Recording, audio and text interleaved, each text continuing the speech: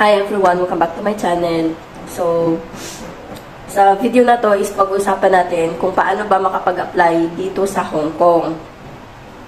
So, pasensya na po sa boses ko kasi may sakit pa po ako hanggang ngayon.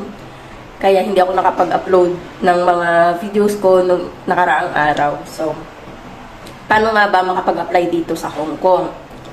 So, merong dalawang paraan para makapag-apply dito.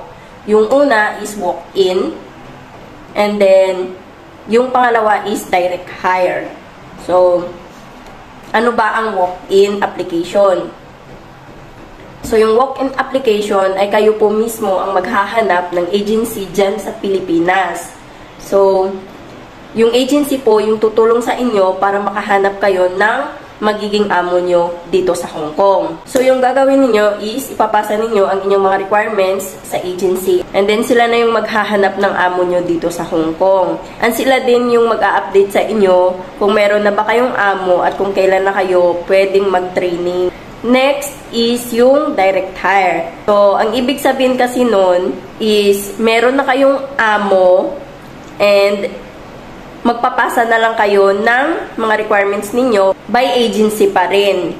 Pero, mas mabilis siya kasi nga, hindi na kayo maghihintay kung may pipirma sa inyo na amo. So, kapag napasa nyo na ang inyong mga requirements sa agency, pwede na kayong mag-training and then mag-OOWA and PDOS and waiting na lang kayo sa inyong flight pagkatapos ng inyong mga trainings.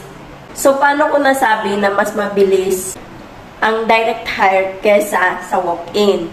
Kasi guys, mas maganda kung meron kayong kaibigan, kapamilya, kapatid, na sila mismo ang magre-refer sa inyo ng amo. Kasi mas maganda na kilalanan nila para hindi kayo masyadong ma-surprise kapag andito na kayo sa Hong Kong. Kasi nga, kilalanan nila ang magiging amo ninyo.